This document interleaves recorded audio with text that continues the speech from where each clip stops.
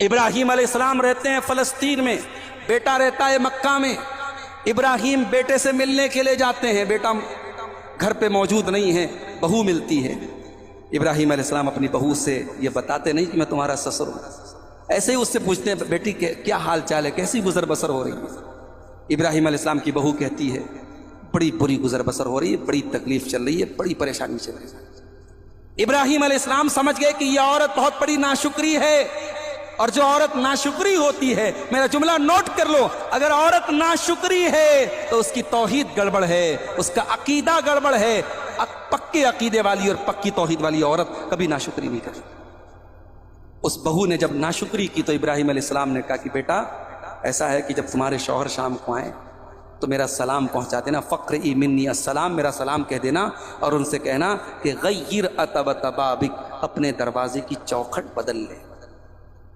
شام کو اسماعیل علیہ السلام گھر پہ آئے، بیوی نے سنایا کہ ایک بڑے میاں آئے تھے اور انہوں نے آپ کو سلام کہا ہے اور دروازے کی چوکھٹ بدلنے کو کہا ہے۔ کہا رے وہ تو میرے باپ تھے، وہ تو تیرے سسر تھے، اور تو نے ان سے کیا بات کہی کہ ان کو اتنا ناپسند گزر گیا کہ انہوں نے مجھے حکم دیا میں تمہیں طلاق دے دوں؟ اور اسماعیل علیہ السلام نے اپنی اس بیوی کو طلاق دی۔ اب بڑا غور سے سنیے گا، تھوڑا سانس روک کے سنیے، ذرا دل پہ ہاتھ رکھ کے سنیے گا اس واقعے کو۔ بہت سے لوگوں کو یہ واقعہ سمجھ میں نہیں آتا، عورتوں کو تو بالکل سمجھ میں نہیں آتا کہ یہ کون سی بات ہو گئی کہ سسر نے کہہ دیا اور شوہر جا کے بیوی کو طلاق دے دے، اور طلاق ہو بھی گئی۔ اور سنیے، اسماعیل علیہ السلام نے دوسرا نکاح کر لیا، دوسری بیوی آ گئی۔ اب کچھ دنوں کے بعد پھر ابراہیم علیہ السلام آئے، اور اتفاق سے اس مرتبہ بھی اسماعیل نہ ملے اور یہ دوسری والی بہو ملی۔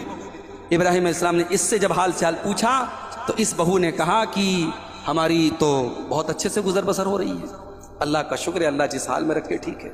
کہا بیٹا تمہارے شوہر آئے تو سلام کہہ دینا اور کہنا کہ چوکھٹ بہت اچھی ہے، چوکھٹ کو برقرار رکھنا۔ اسماعیل علیہ السلام شام کو آئے، بیوی نے بتایا، کہا وہ میرے باپ تھے، تیرے سسر تھے، اور انہوں نے تیری تعریف کی اور کہا ہے کہ میں تم کو اپنے نکاح میں باقی رکھوں۔ اس واقعے سے دو سبق ملا۔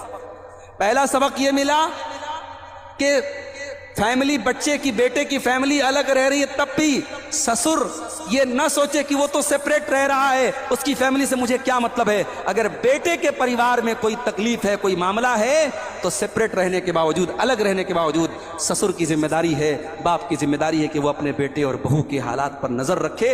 ابراہیم نے ایک سبق تو ہم کو یہ دیا، اور دوسرا سبق یہ ملا کہ باپ اگر اپنی بہو کے اندر کوئی خامی دیکھے تو باپ اپنی بیٹے سے کہہ سکتا ہے تو بیوی کو طلاق دے دے، اور بیٹے کو چاہیے کہ وہ طلاق دے دے۔ اب مجھے نہیں پتا کہ شاہ پور مولانی والے دوبارہ ہم کو بلائیں گے کہ نہیں بلائیں گے، مولوی صاحب بہت خطرناک بات بول کے گئے، عورتیں ناراض ہو جائیں گی۔ یعنی سسر سالن پکا، سالن میں نمک کم ہے۔ سسر نے بیٹے سے کہا بیٹا تیری بیوی نے کھانا بہت خراب بنا، جا طلاق دے دے، بیٹے نے جا کے بول دیا طلاق دے دی، ہوگی طلاق۔ یہ مسئلہ اتنا سمپل نہیں ہے۔ باپ کے کہنے پر بیٹا اپنی بیوی کو طلاق دے گا، کب دے گا؟ جب باپ ابراہیم کے جیسا۔ ہر باپ پر یہ مسئلہ لاگو نہیں ہوگا، ورنہ نکاح کم ہوں گے، طلاق زیادہ ہوں گی۔ پتہ لگا کہ ساس نے کوئی حکم دیا، بہو نے نہیں مانا، جب طلاق طلاق طلاق، تو یہ کھلواڑ تھوڑی ہے میرے بھائی۔ ابراہیم علیہ السلام ایک پیغمبر تھے، جہاں دیدہ آدمی تھے، تجربے کار تھے، صاحب فراست تھے۔ انہوں نے اندازہ کر لیا کہ یہ لڑکی میرے گھر کی بہو بننے کے لائق نہیں ہے۔ جس لڑکی نے ایک اجنبی، ایک غیر کے سامنے اپنے گھر کی پول کھول دی اور کہہ دیا کہ ہماری گزر بسر اچھی نہیں ہو رہی ہے، وہ کیا میرے بیٹے کی بیوی بنے گی؟ اس لیے انہوں نے کہا طلاق دے۔ اور ایک نقطہ یہ بھی ملا کہ عورت دروازے کی چوکھٹ ہوتی ہے۔ کسی گھر میں داخل ہونا ہے، دروازے کی چوکھٹ کے بغیر آپ گھر میں داخل نہیں ہو سکتے۔ اس لیے گھر کو اچھا بنانا ہے تو دروازے کی چوکھٹ کو مضبوط اور اچھا بنانا ضروری ہے۔ اگر چوکھٹ خراب ہو جائے تو گھر کی انٹری ہی خراب ہو جائے گی۔ اس سے پتہ یہ چلا کہ عورت گھر کا سب سے قیمتی اثاثہ ہے۔ جس گھر کی عورتیں خراب ہو جائیں، جس گھر کی عورتیں بدچلن ہو جائیں، جس گھر کی عورتیں بے حیا ہو جائیں، جس گھر کی عورتیں بے دین ہو جائیں، جس گھر کی عورتیں بدتمیز ہو جائیں، اس گھر کا جنازہ نکل جائے گا میرے بھائیوں، اس گھر میں دین کا جنازہ نکل جائے گا۔ عورت گھر کی چوکھٹ ہے۔ ابراہیم نے ہمیں یہ سبق بھی دیا کہ اپنے بچوں کے الگ ہونے کے بعد بھی بیٹا اپنے ماں باپ کی خیر خیریت لیتا رہے، ان کی ضرورت پوری کرتا رہے، اور ماں باپ بھی اپنے بچے پر نظر رکھیں۔ الگ ہونے کا مطلب تعلق توڑ لینا اور ناراض ہو جانا نہیں۔ اور آخری چیز بیان کر کے بات ختم کر رہا ہوں، معذرت کے ساتھ وقت زیادہ لے لیا۔ ابراہیم علیہ السلام کی زندگی سے ایک سبق یہ بھی ملتا ہے میرے بھائی۔ ابراہیم علیہ السلام خانہ کعبہ بنا رہے تھے، اللہ نے حکم دیا کہ ابراہیم خانہ کعبہ کی عمارت کو تمہیں پھر سے ری بلڈ کرنا ہے، اس کو دوبارہ بنانا ہے۔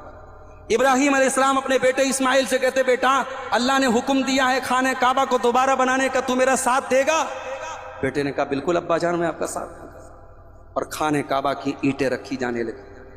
خانہ کعبہ کے نشانوں کے اوپر وہ عمارت جس کو آج ہم دیکھ رہے ہیں، شاندار عمارت، اس کو آدم علیہ السلام کے دور میں ہی بنایا گیا تھا، اور وقت اور حالات کے تحت یہ عمارت مندمل ہو گئی تھی، مٹ گئی تھی، اس کو دوبارہ پھر سے کھڑا کیا ابراہیم علیہ السلام۔ اور جب یہ دونوں باپ بیٹے خانہ کعبہ بنا رہے تھے تو ان کی زبان پر ایک دعا تھی میرے بھائی، اور وہ دعا کیا تھی؟ ربنا وَإِذْ يَرْفَعُ إِبْرَاهِيمُ الْقَوَاعِدَ مِنَ الْبَيْتِ وَإِسْمَاعِيلُ رَبَّنَا تَقَبَّلْ مِنَّا إِنَّكَ أَنْتَ السَّمِيعُ الْعَلِيمُ۔